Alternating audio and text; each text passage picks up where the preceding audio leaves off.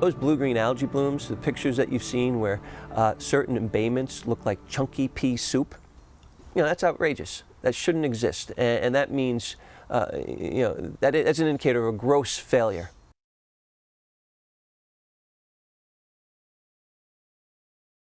This is a good bill, and I'm pleased to sign it.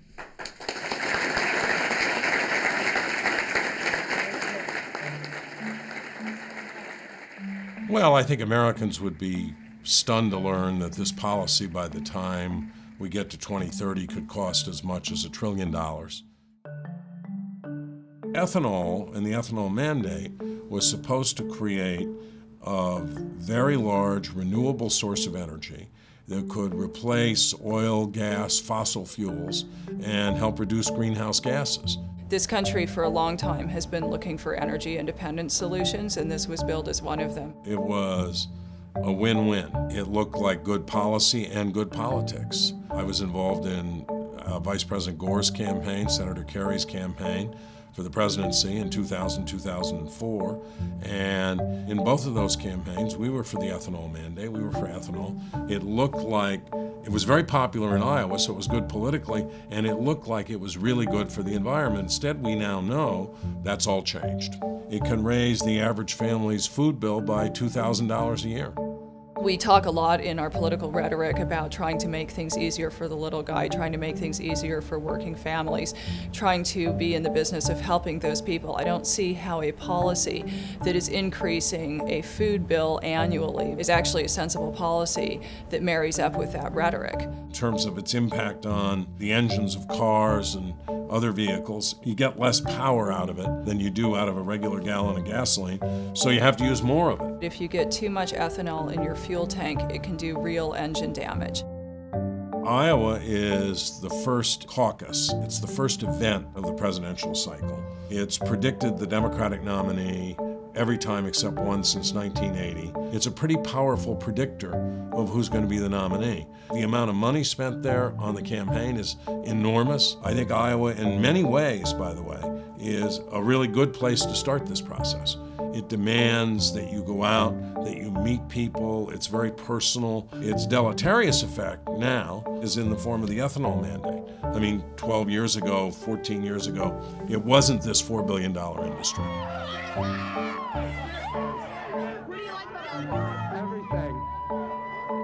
You obviously do have a lot of political pressure coming from the corn lobby, essentially, in Iowa to try to propel this thing forward. If you have a $4 billion industry now that's consuming 47% of all the corn grown in Iowa and raising the price of corn, you're obviously going to have a lot of pressure, not just from organized lobbies, but from individual citizens who think they have a stake in this. And certainly if you go to the Iowa State Fair, where a lot of candidates come and campaign and you do the sort of soapbox thing, you will notice that basically the ethanol lobby has got all of their stuff set up literally right by the soapbox. This policy was put in place for some reasons that on the face of them look pretty good from a substantive perspective.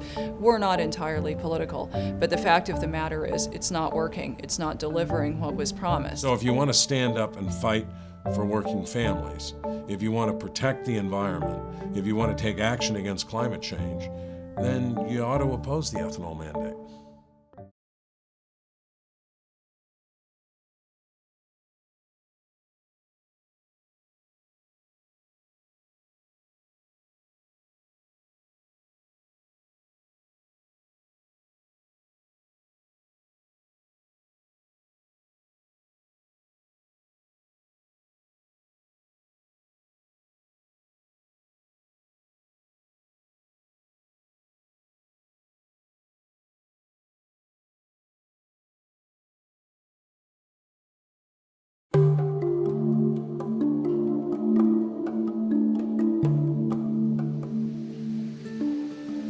Here's something to think about. At least half the oxygen that we breathe comes from tiny organisms that live in the ocean. These microscopic marine phytoplankton produce oxygen just like land plants. But phytoplankton are not plants. They're protists, single-celled organisms. They're so small that thousands of them can snuggle together in a single drop of water. To study phytoplankton, scientists can use microscopes up close or satellites far above. From space, you and I would see Earth like this. But some satellites see Earth like this, a dance of rainbow colors. In this case, the colors represent the concentration of phytoplankton in the ocean. Red is high concentration, blue is low. To grow and reproduce, phytoplankton depend on nutrients in the water of proper temperature and just the right light conditions. Coastal areas are extremely rich in nutrients that have washed off the land, into the rivers, and down to the sea. Areas of open ocean have lower concentrations of phytoplankton because fewer nutrients can be found there. The mouth of the Mississippi River is a perfect example of how nutrient runoff creates phytoplankton blooms. 41% of the United States drains into the Mississippi River, then out into the Gulf of Mexico. That's a total of 3.2 million square kilometers of land, or about 600 million football fields. About 12 million people live in urban areas that border the Mississippi. All those folks constantly discharge treated sewage into the rivers. However, the majority of the land in the Mississippi's watershed is farmland. Each spring, as farmers fertilize their lands, preparing for crop season, rain washes fertilizer off the land and ultimately down into the ocean. All the urban and farm discharges include nutrients, such as nitrogen and phosphorus, that are very important for the growth of phytoplankton. Incredibly, about 1.7 million tons of these nutrients are dumped into the Gulf of Mexico every year. Once the Gulf receives this huge influx of yummy nourishment, massive phytoplankton blooms occur. Now, these blooms often result in an area called the dead zone. It's actually a place where the concentration of oxygen has dropped so low that few organisms can survive there. But how does this make sense? If phytoplankton blooms produce oxygen, then why does a dead zone occur?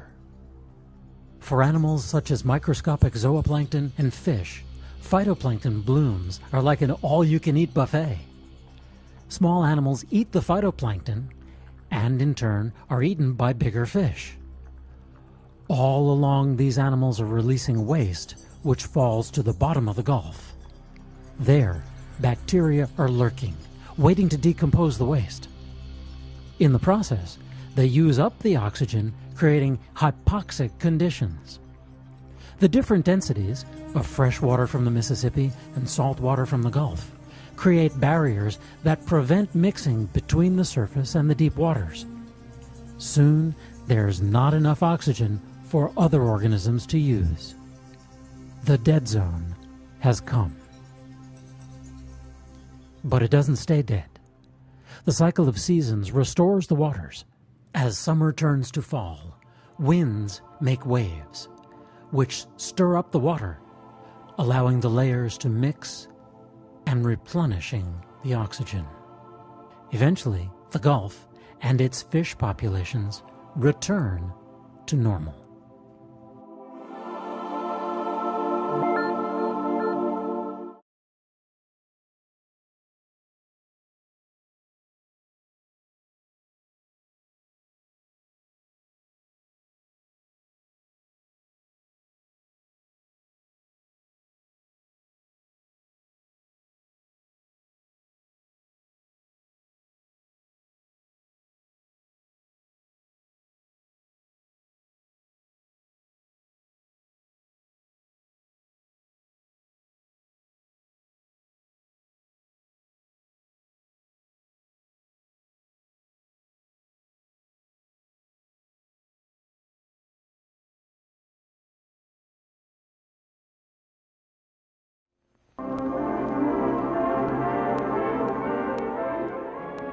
From Cleveland's doorstep, Lake Erie stretches out and covers 10,000 square miles. It's estimated that 3 million tons of assorted debris are dumped into Lake Erie each day. Experts say that if something isn't done, the lake could die in 10 to 15 years.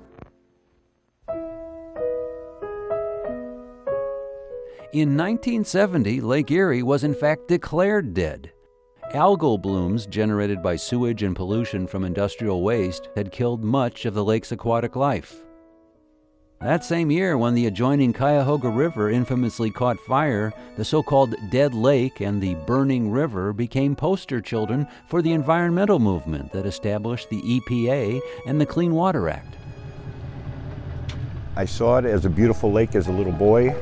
Then in the 60s, I saw it turn into what was called the Dead Lake. And then I've seen it clean up to just a pristine, beautiful lake. Over the years, charter boat captain Rick Unger and those along Lake Erie's shores have witnessed the evolution of the lake. Its comeback after the Clean Water Act was widely celebrated, and by the 1980s, the most productive fishery of the Great Lakes was once again attracting tourists and fishermen alike. I grew up on this lake. My dad was a fisherman, and he passed that tradition down to me. So I'd say I've been fishing on this lake for 52 or 53 years. We've seen this lake when it was bad, and we're not just going to sit by and let it go bad again. We're going to do everything we can to make sure this lake survives. By 2000, Lake Erie's pollution problems were thought to be a thing of the past, but recently a new threat has emerged.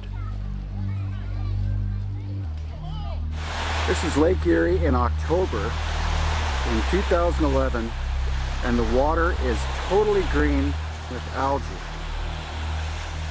Looks like we're actually driving through paint. I mean, it's so thick. That is a lot of algae.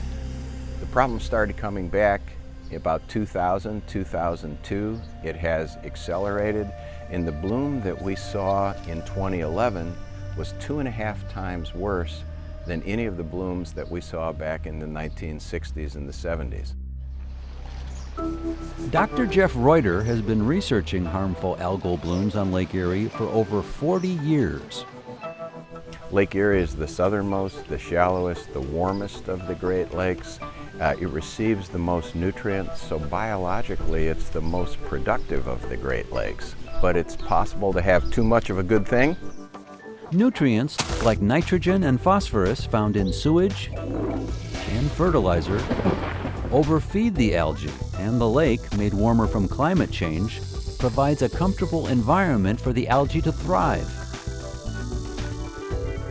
Well, when you put nutrients into water, it responds very much the same way as putting fertilizers onto our lawn. It makes the grass grow. When we put nutrients into the lake in the summer, when it's very warm, would be when you would expect to get blue-greens or cyanobacteria, and they are capable of producing toxins that can harm people, harm animals. We've had the harmful algal bloom issue on Lake Erie since the 1960s. When we solved the problem the first time, the primary source of nutrients was poor sewage treatment. So we solved the problem by greatly improving sewage treatment. Today, the primary source is agricultural runoff. Phosphorus and the nutrients in general are coming from fertilizers applied to the land or manure from an animal operation. Corn, soybeans, and wheat are all users of phosphate, so we have to have it. If we would stop applying phosphate at all to our soils, it would be a real drag on our farm's ability to grow crops. We can get phosphate from different forms, but the most popular form is dry fertilizer that we apply to our field. Today, farmers like Terry McClure are using a fraction of the phosphate that the agricultural industry used in the 1970s, but in the past several years, a mysterious, more potent form of phosphorus has been running off farm fields. On his 5th-generation farm, McClure has added a new piece of equipment to determine the cause. You see behind us the 2 collection systems for collecting the water that's coming off of this field.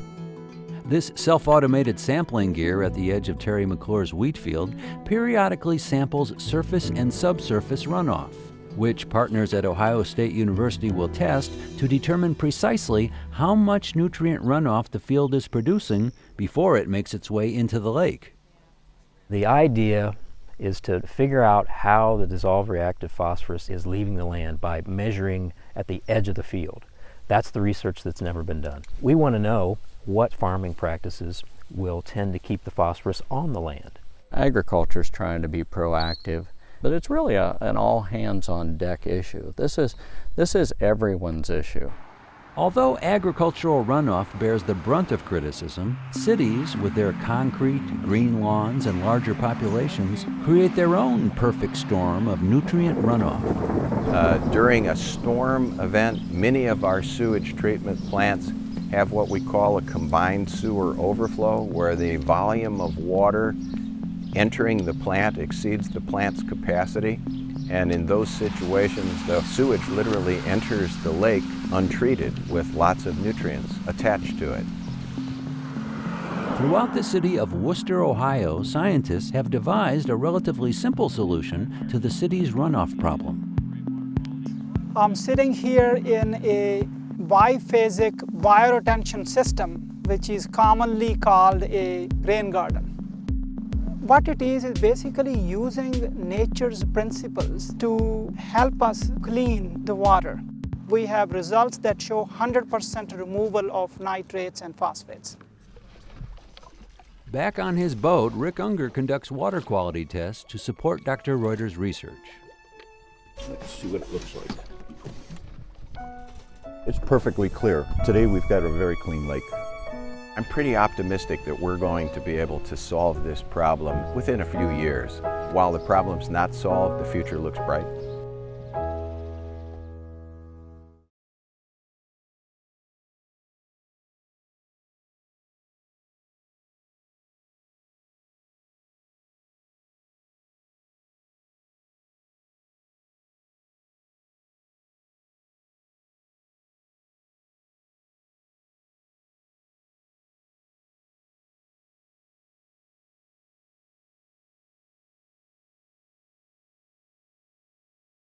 Beginning about 10 years ago, those algae blooms turned into potentially toxic blue-green algae blooms. And those blue-green algae blooms can seed blue-green algae blooms, these toxic blooms, elsewhere throughout the lake. So if you get it in one spot, it can tend to spread. Blue-green algae is a threat everywhere. Everybody's involved in this. Everybody's got to start paying attention. Over the past few decades, beach closures have become a common event. The lake was included in a travel book titled Don't Go There, and deaths of family dogs have been traced to the consumption of blue-green algae. One beach closure is one beach closure too many. Once enough of us experience a beach closure, or our kids coming out with their skin irritated, or our dog dies because of eating blue-green algae, well then, more people will mobilize. And we live in a state that has this reputation for being an environmental leader. Why is there one dog dying? The Bay Park, which is right over here behind us, used to average about 55,000 visitors per year, per summer season. And recently, in the past 5 to 6 years, it's averaged 5,000 visitors a year. So you can see what it was like and what it is like now. I can tell you that Lake Champlain, for myself and my family, it is the place where we go to have fun. It's where my kids want to go swimming.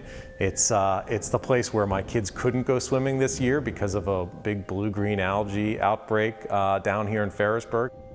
The problem in the simplest form is that there's too much fertilizer getting into the lake, and that fertilizer typically is in the form of phosphorus.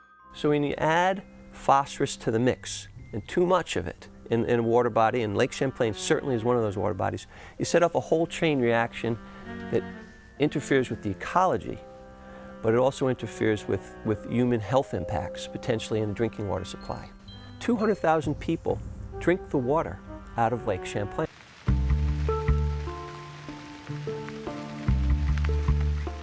You can literally, in a rainstorm, watch the manure next to the barn where it's spilled next to the spreader, go right into the ditch on the side of the road, and then get conveyed right into the local creek, 200 feet down the road, go right in the river, and then go right into the lake. You can literally pinpoint where those nutrients are entering the river, making it unswimmable throughout the summer. The regulations regarding agriculture are clearly inadequate, and in addition, the model of agriculture here, of dairy farming here, is really inconsistent with a clean lake. Vermont dairies of the sort of the old model, the big, what they call input-intensive operations that also rely on large herd sizes, large production levels, and a lot of capital investment. Those farms are not competing successfully in the global marketplace. The model is more cows, more corn, more debt. So every time they get into trouble, we're adding cows, we're adding corn, and we're putting more land into production. There's obviously a lot of erosion that can occur from about this time of year in the fall when the corn crop is taken off and before new vegetation comes up in the spring. Soil is sitting completely exposed for upwards of 6 months, and we believe that to be one of the most significant sources of phosphorus from the ag setting. I think what's happening in Vermont right now is that there's a lot of feed being imported because either there's not enough crops, but most likely there are too many cows. So you need to import feed. The manure stays in this spread, and when you have too much to spread, sure enough, it will leach to the lake.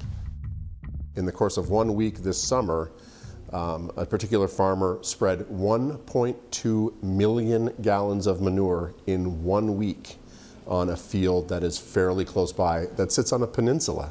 And it is just a industrialized waste reduction removal system. So you need to come to a watershed phosphorus balance, a neutral balance, where for every truckload of feed coming in, you need a truckload of manure to go out. Not the same truck, by the way. Use a different truck. Agriculture is an important part of Vermont's history, and it's an important part of our landscape aesthetic. And so while the environmental interests are pushing us in one direction, there are also other interests that say, but we like the way things look. The green farm fields and the red barns and the cows out on grass. And admittedly, some of our challenges are that we've moved away from that a little bit, that we have cows in barns and fields of corn. Listen to any politician that's running for office. They will talk about saving the farms and supporting the farms. And they are all playing on this mythology. I like to call it the mythology of dairy in Vermont. Agriculture is 1.5% of our gross state product, employs less than 3% of our population. If you're not a blood relative of the person who owns the farm, there are no good jobs on the farm, all right? There ain't any. The messengers will get attacked for being anti-agriculture. We're not anti-agriculture, we're anti-pollution. Milk is a commodity. What does that mean? It means whether you produce it for $10 or whether you produce it for $6, you still get the same price. In Vermont, in 2009, we saw subsidies on the order of $25 million. These payments to subsidize a commodity production far outpace money that's spent on any funds at all that are tied to environmental performance of our dairy farms. You're up against a huge problem with the commodity system here. And that drives farmers to try and find the cheapest way to solve their problems. That means they have 25 things to do that day. In their mind, one of it is making sure that their nutrient management is handled effectively. What we need to focus on is how do we get a better price for our product. That's the big issue. We're not fairly compensated for what we're doing. And we don't like to be subsidized to make that happen.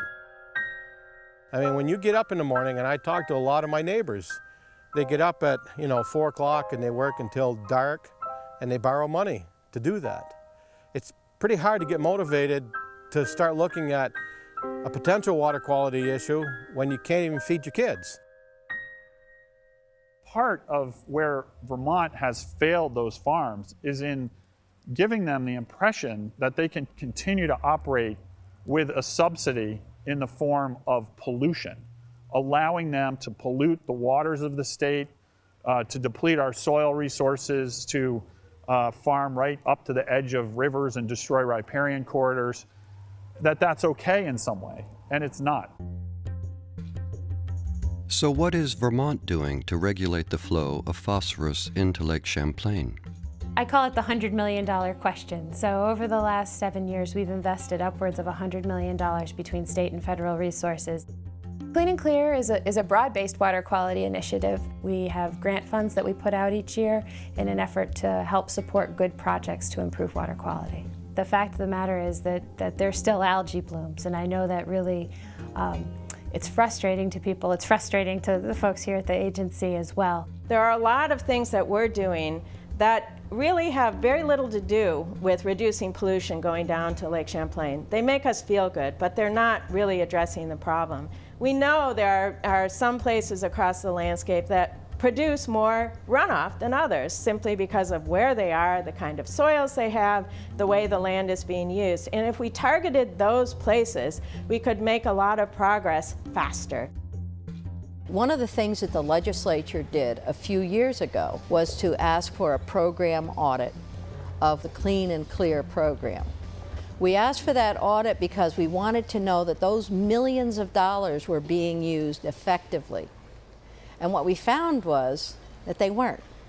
We found that the program was disconnected. We found that the goals were not set and the standards not set adequately, and that places like agriculture and land use, urban development, weren't targeted appropriately for the help that they needed.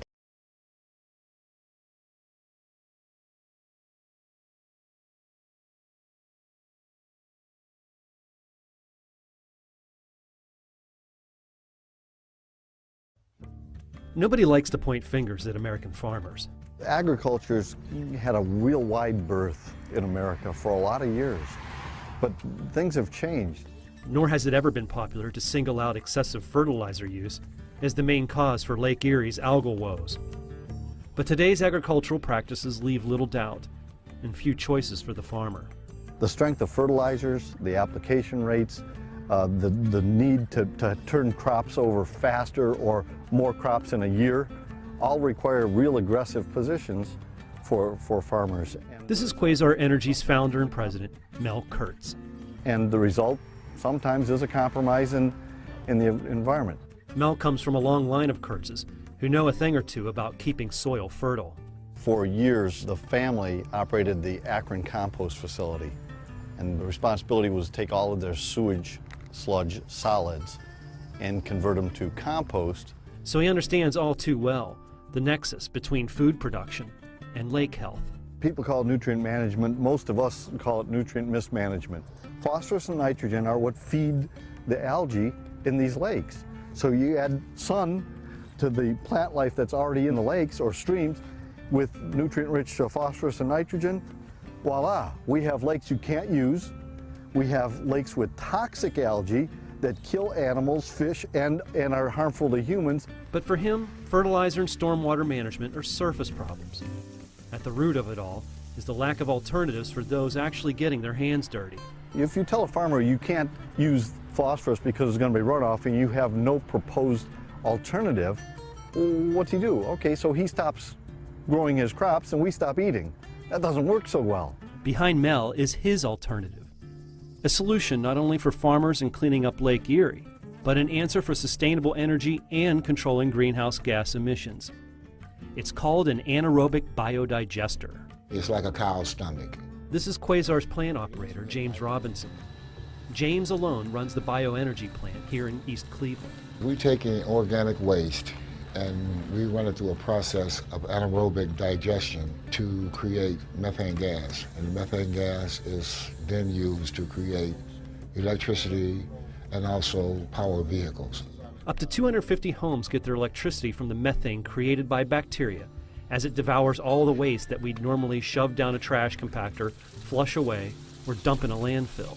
It could be byproducts from food manufacturing, it could be manure from farms, it could be fat soils and grease, sewage sludge, municipal waste streams, could be from baseball parks, football stadiums. In fact, this tanker is offloading grease waste from a couple of well-known big box stores.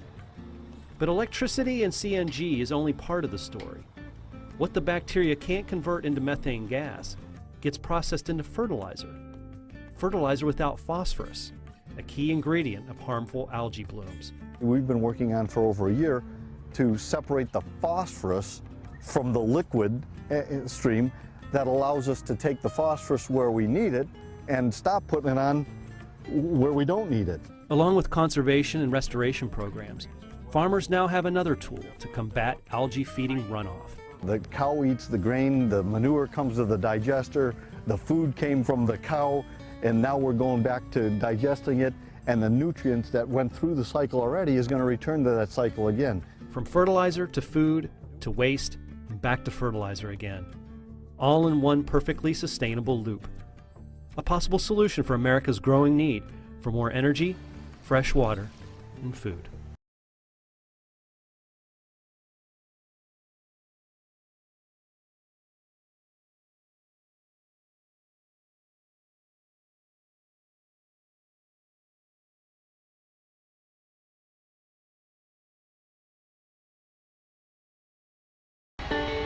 Every time you fill up the tank, the price of petrol seems to have gone up. The problem is, there's only so much oil, and demand is growing at an alarming rate. Not long ago, President Bush said the US was addicted to oil. And that's true of every developed country. We desperately need viable alternative fuel sources. But what most countries are still pondering, Sweden is putting into practice.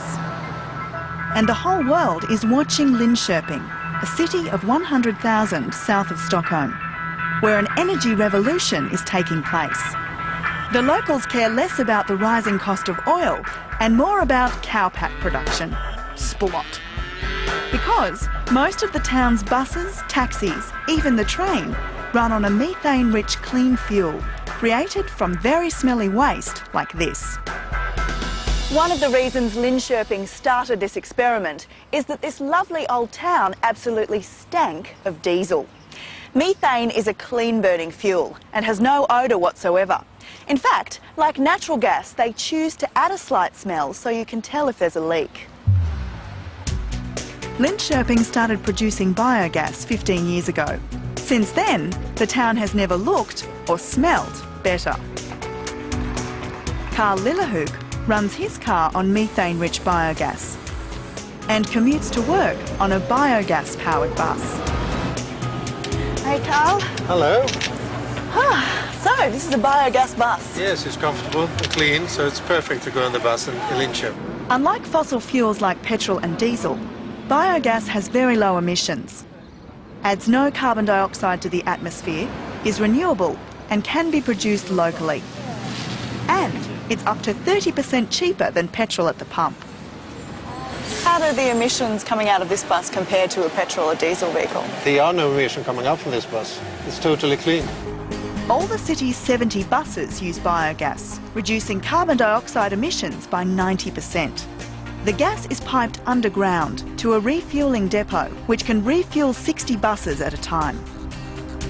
Taxis have dual fuel systems, biogas and petrol. They can also run on natural gas if cow dung production takes a nosedive. Linköping's train is also the world's first to, you guessed it, be powered by biogas. Twin diesels have been replaced by gas engines. While it's not clear how many cowpats to the kilometre or mile it gets, it has a top speed of 130 kilometres per hour, carries 54 passengers with a range of 600 kilometres or 360 miles.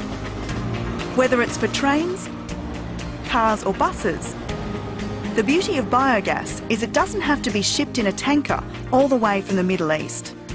It's made locally. All the raw ingredients can be found inside this building. When they first started producing biogas here 10 years ago, the mix contained 50% that stuff, manure. Today, a higher percentage of slaughterhouse and industrial food waste is used because protein and fat provides more energy per kilo. Don't be scared. Linköping's biogas plant uses about 100,000 tonnes of organic waste per year, all gathered locally. 10 years ago, it was literally going to waste. Now, it's creating a sustainable energy source. The plant works like a mechanical swamp, producing methane, also known as marsh gas, by starving the waste matter of oxygen. The organic waste material is brought to this plant by truck. Most of it is unloaded into this trap, then it's mixed with water and turned into a nice slurry. All that is then blended together in this reception tank, and it turns into a horrid, homogeneous sludge. Oh, yuck. Smells really bad. Next, it's cleaned by steam heating it to above 70 degrees Celsius for at least an hour. This kills all the dangerous bacteria. After it's cooled, it's pumped into 2 big digester tanks. And this is like a natural swamp. The temperature is kept at about 38 degrees Celsius and there's no oxygen. The perfect environment for all the different microorganisms to do their work. They break down the material and they produce the gas. The whole process, turning a warm soup of organic waste into an energy-rich fuel, takes about a month. The finished product filling this tanker is about 97% methane. The plant produces 300,000 cubic metres of gas a month. 1 cubic metre of biogas has the same energy as a litre of petrol or diesel. Biogas isn't the only thing produced. The material left over after digestion makes an excellent biofertiliser, and it's sold to 35 farms in the area. Completing Linköping's inspiring alternative energy cycle, the fertiliser is returned to the farms that provided the raw material, using the biogas-powered train. While Linköping is leading the way towards an oil-free future, other centres are fast catching on.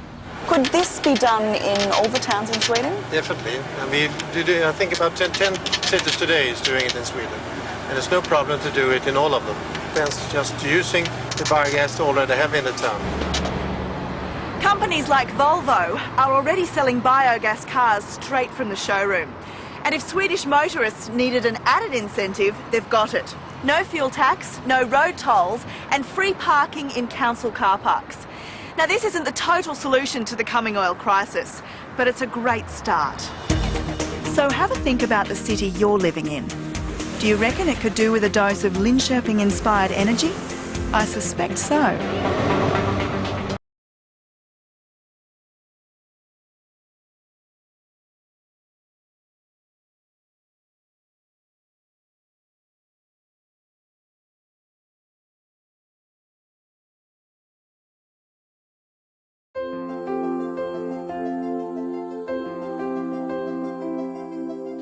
In 2007, Congress passed an expanded Renewable Fuel Standard, or RFS, which mandates that large quantities of biofuel, made from corn and other biomass, be blended into the fuel supply each year. Lawmakers promised that this policy of turning food and plants into fuel would be a silver bullet for America's energy challenges, making us more energy secure and more environmentally friendly. Sounds too good to be true? Well, it is. 7 years later, the RFS has not only failed to achieve its stated objectives, it's also hurting every American at the grocery store and the gas station. Let's take a look at the quote-unquote success of the RFS so far. What does energy security look like under the RFS? Not much. Ethanol distorts energy markets, and the government's own Energy Information Administration projects that the U.S. will still rely on oil and natural gas products for more than half of its energy needs for decades to come. Ethanol could also increase fuel costs. Experts have said that RFS mandates are likely to increase ethanol prices by 18.8%. Raising the cost of gasoline, which is required to be blended with ethanol. In fact, fuel that is up to 85% ethanol is more expensive than pure gasoline, even with today's petroleum prices, and biodiesel costs more than $1.50 more per gallon to produce. Restricting Americans' access to affordable fuel is a strange approach to energy security, don't you think? Well, that's a shame, but at least we're lowering emissions, right? Wrong. In order to produce enough biofuel to power the more than 250 million registered vehicles in America, an unprecedented amount of land must be cultivated. Since 2005, we have more than doubled the amount of land for biofuels, currently using 8.5% of all U.S. farmland, a number that could double again in the next 10 years. So where are we getting this land from? The clearing of natural forests and grasslands to make room for corn. Researchers have found that this deforestation actually doubles greenhouse gas emissions over 30 years. So the RFS is not only failing to meet its intended goals, it's actually working against them. But the lunacy doesn't stop there. The RFS raises costs for every family in America. During the worst drought the United States has seen since 1956, the mandate diverts 40% of America's corn crop away from food and animal feed to ethanol production for fuel.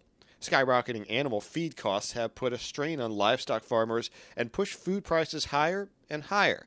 Put simply, more ethanol means less food and higher prices. Since the RFS passed in 2005, the price of corn increased more than 200%. Cereal and bakery product prices have increased almost 77%. Meat, poultry, fish, and egg prices have increased 78%. Vegetable oil and fats like butter are up more than 444%. In short, breakfast just is not what it used to be. Neither is what you put in your gas tank. Beyond making gasoline more expensive, ethanol is also 33% less efficient than traditional gasoline. The lower fuel economy of ethanol gasoline blends means Americans will spend a lot more time and money at the pump. The renewable fuel standard has failed to meet its goals over 5 years. Instead, it's costing Americans money, hurting the environment, and failing to limit our dependence on foreign energy sources. So ask yourself a question. Why is this still the law of the land? Call on lawmakers to reform the failed renewable fuel standard. Pledge your support for a smarter way forward, a smarter fuel future.